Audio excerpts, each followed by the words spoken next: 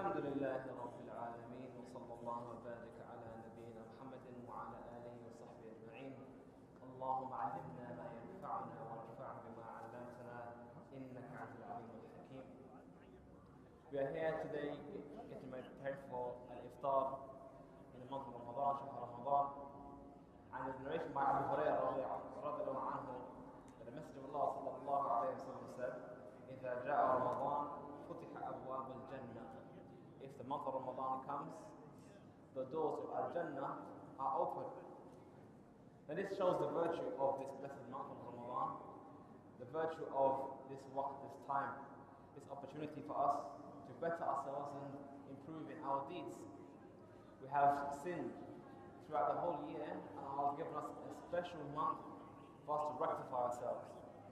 And Alhamdulillah, Allah has given us the month of Ramadan, which is either 29 or 30 days. And the scholars of psychology even highlight the virtue or highlight the feature of the human mind that it takes about 30 to 40 days to form habits. So we hope, inshallah ta'ala, that we form the best of habits and opportunity and good deeds throughout during this month, and we stop ourselves from the bad deeds and the bad habits that we have acquired and accumulated over the years, over the months. يا أيها الذين آمنوا كتب عليكم الصيام كما كتب على الذين من قبلكم لعلكم تتقون. O you who believe, it has been ordained upon you as-siyam, fasting. It has ordained upon you as-siyam. Now often we understand as-siyam as just fasting. We abstain from food and drink and family relations. But it's important to highlight, if you go back to the linguistic meaning of as-siyam, it means al-imsak, to abstain, to stop. So yes, the Shari'i definition, the religious definition of what is legislated as being as-siyam is to abstain from food and drink from tulu' al-fajr, the beginning of fajr, until ghurub al-shams, until the sun sets. However, we understand that we also try our best to abstain from all ma'asi, all forms of sin. We have tried to abstain from distractions of the dunya, so we can better ourselves and draw ourselves closer to Allah. So yes, it is a moment of abstaining from food and drink, but it's also a moment to abstain from the things that we have become used to.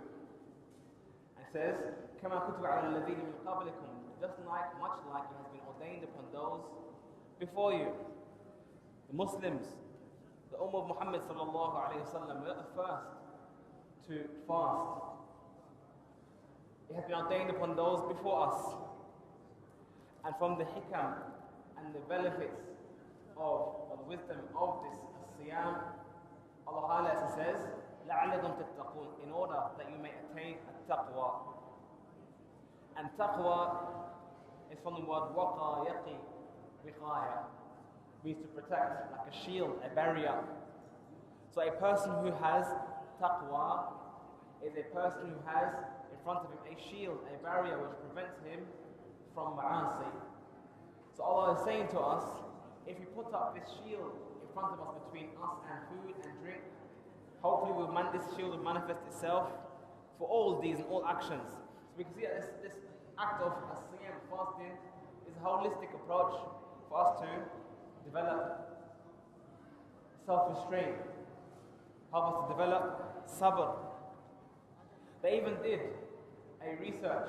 They did research into children back in the 60s or the 50s, where they got children, various ages and demographics, and they said to them, they put them in a room with some sweets or some drink or something that they wanted, and they said to them, sit there, and if you can wait for a bit, just for a short while, and don't drink this drink that you want, you will get more. It was just an observation, just to see what the children would do. So some children, when they left the room, they had a little sip, they drank. Some of them, as time moved on, they forgot what they was told and they just ended up eating and whatnot. But there were some children who had sabr, who waited. And waited until they got the more reward, the greater reward. It was just an observation, what would happen? And the purpose of this study was to reflect and look back at those children at some time later. So they return back to those children that they had tested about 20 years later, 15 years later, to see what have they done in their lives, what have they achieved, see if there's any correlation between their acts that they had, their self-restraint, and their future prospects. And they found a strong correlation between success in the dunya, and obviously this is the non-Muslims, they're measuring this in terms of dunya, not in terms of akhirah. But notice that those who were able to have sabr and wait for the greater goal, on average they achieved more in their lives than those who wanted instant gratification. And that's what we're talking about here. Instant gratification. I want to satisfy myself right now, and I can't have sabr till later on. That's what sabr, that's what fasting aims to achieve. Fasting aims to develop this feature, this behavior of waiting for a greater reward. So you wait the whole day for food. And as Allah says that there are two moments of joy for the fasting one. One when they break their fast, and the other one when they meet their Lord. So we are fasting for a reward. We are abstaining right now for a greater reward later on. And this is, you can almost see a manifestation of this taqwa, this manifestation of this thing that Allah wanted us and those before us to achieve. However, our lecture today is more about something special during this month of Ramadan. What can we do to maximize our benefit, maximize our reward during this month of Ramadan? And here it is, the topic of kaful lisan, holding back our tongue, or the wielding of our tongue, what we do with our mouths. Now, often we think about the things that we can do in this life that are sinful. We think of the acts we can do, the bad things that we can do. We can steal, we could abuse someone, we could do murder, many things we can do.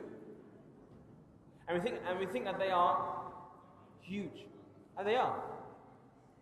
But sometimes there are things which are smaller in our eyes, but greater on the scales. And that is what we do with our tongue. Abu Hurairah again writes a hadith that the Messenger of Allah sallallahu alayhi wa sallam said, من لم يدع قول الزور والعمل به فليس لله حاجة في أن يدع طعامه وشرابه. Whoever doesn't leave off قول الزور والعمل به. قول الزور, a statement of evil, a bad statement, a statement that doesn't bring about any good. قول الزور والعمل به, and acting upon this قول الزور, or acting upon الزور. It's important here to notice, number one, the Messenger of Allah sallallahu alaihi wasallam began with قول الزور.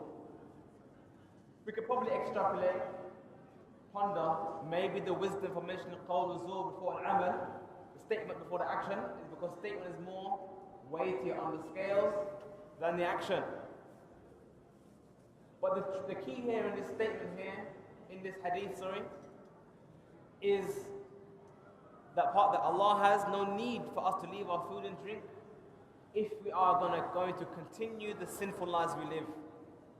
Remember, our fasting should manifest itself in other avenues. And one of the most important avenues it should manifest itself on is what we say, what we do.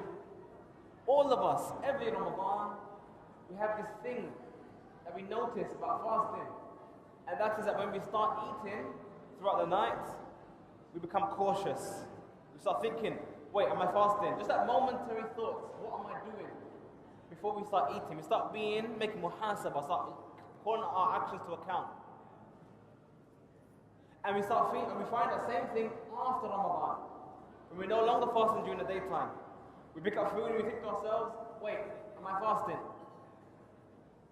This is muhasabah, constant looking at our actions, looking at our deeds, what are we doing? This is why we need to make one, we need to combine between this idea of stopping or refraining from food and drink and our good deeds, or bad deeds, abstaining from bad deeds, but also most importantly, those words that we say that are harmful to our iman. And there's a long hadith of Mu'adh ibn Jabal. There's a long hadith of Mu'adh ibn Jabal, where he was with the Messenger of Allah sallallahu alaihi wasallam on a journey. So there was one day when he was close to him while they were traveling by, and he found the opportunity. Mu'adh ibn Jabal, whilst he was on a journey, he found an opportunity to ask the Messenger of Allah of something of a need he had, something he needed, information he needed. And he said to him, Ya Rasulullah, akhbirni, O Messenger of Allah, inform me bi'amalin, of an action, yudkhiluni al-jannah wa yubaiduni 'an al-nar.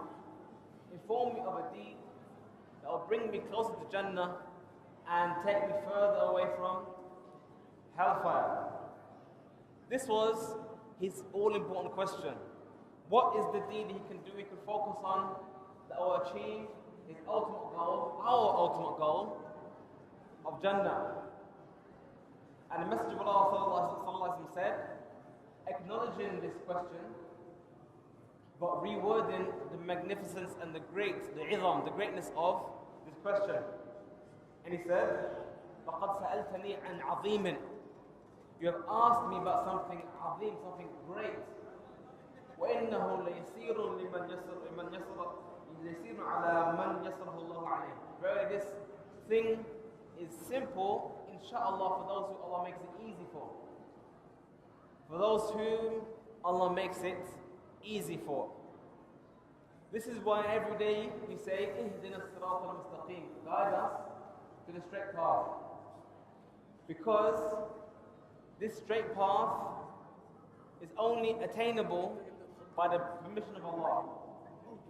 Listen everyone, listen carefully. None of you will enter paradise based on your good deeds. Only by the permission of Allah you enter paradise. If Allah sees good in you and wants to reward you in paradise, He will enter you into paradise. There's nothing you can do in this dunya that you can say, MashaAllah, I have earned Jannah. There's nothing you can do to say, I have earned it.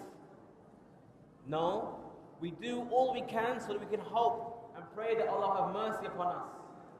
Allah will say to us, subhanAllah, Allah will have mercy upon us and say, this abd, this slave of mine, he has worked so hard, I want to reward him with something greater than what he's achieved.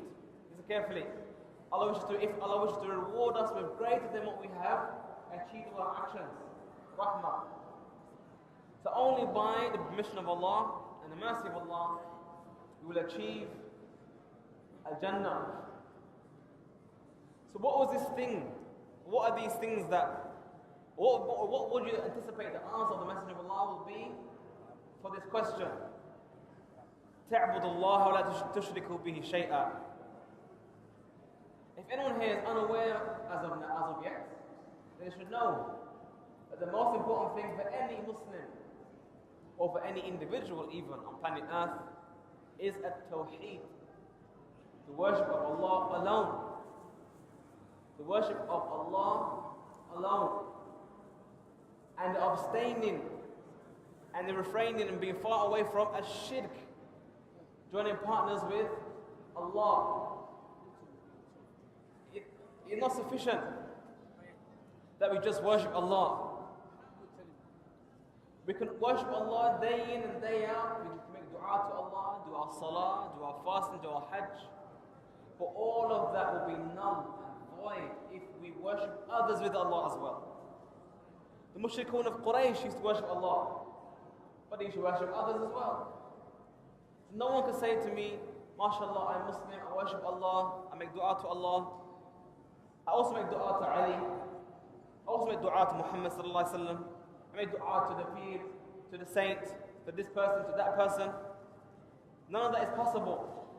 If you make dua to Allah alone. If you pray to Allah alone. If you sacrifice to Allah alone. La ilaha illallah is two parts. La ilaha. That's negating the worship of anything and anyone at all. Negation. illallah, affirming it to Allah alone. So the atheists, they say la ilaha. That's what the atheists say.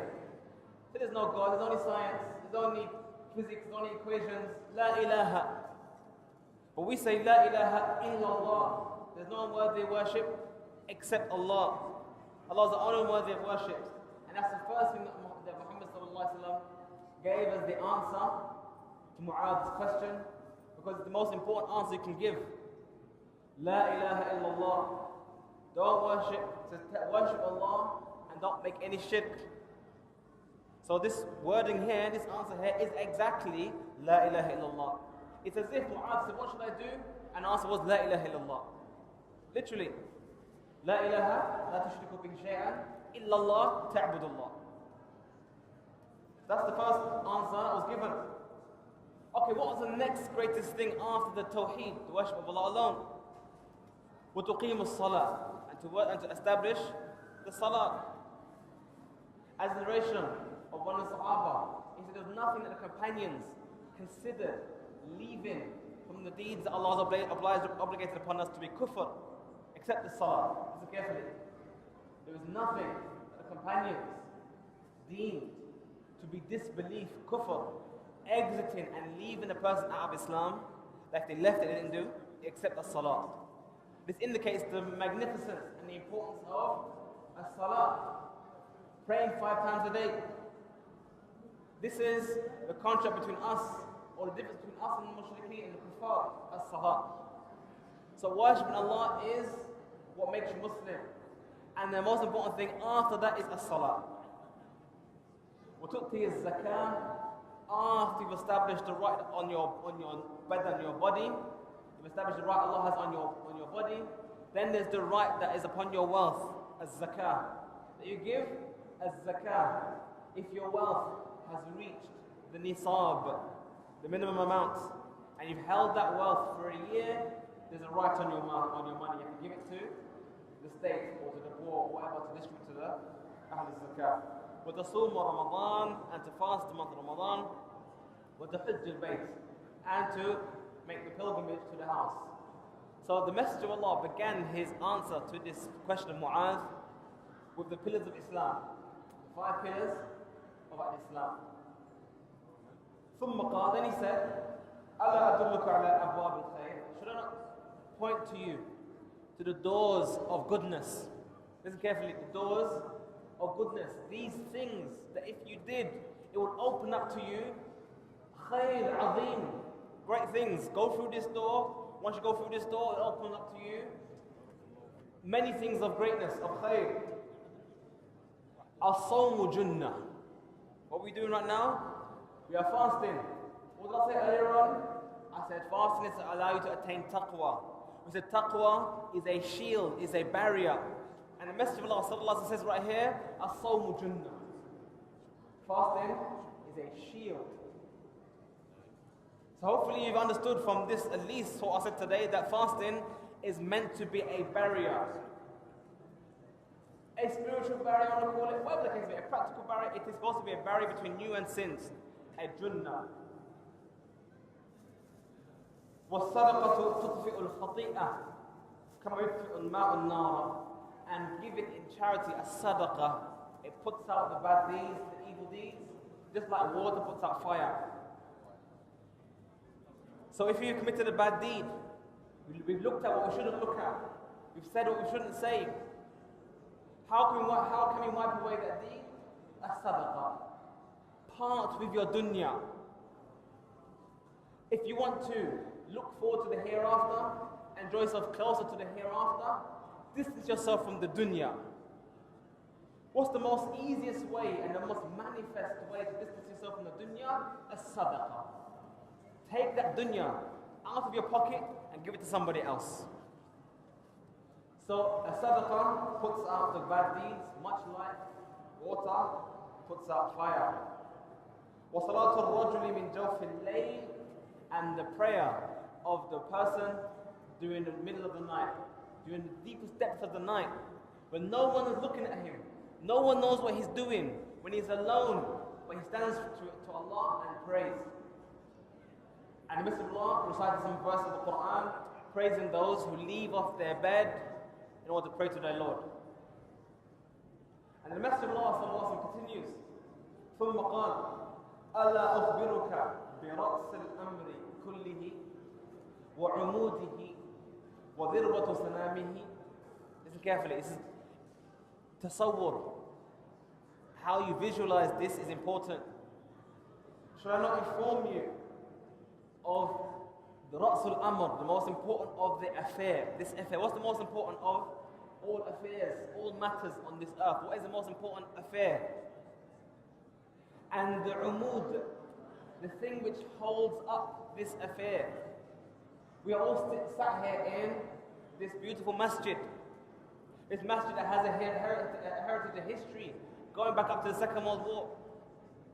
And we can see right now that this dome here is held up by a'mida, these pillars right here. This thing is held up by these pillars, amud. So what is this great affair, the greatest of all affairs? And what is this thing that holds up this affair? And what is the dharwatu sanamihi, the top part of this affair? قلت بلى يا رسول الله. He says, of course, O Messenger of Allah, tell me what is this thing. And the Messenger of Allah sallallahu alaihi wasallam says, educate Mu'adh of this great affair. Rasul Amri al-Islam. The most important affair is al-Islam. Of all the things you could concern yourself with in this dunya, the most important affair you should concern yourself with is al-Islam. With al-Islam, everything else falls into place. Everything else works. And with Islam, oppression is prevented. With Islam, peace is established.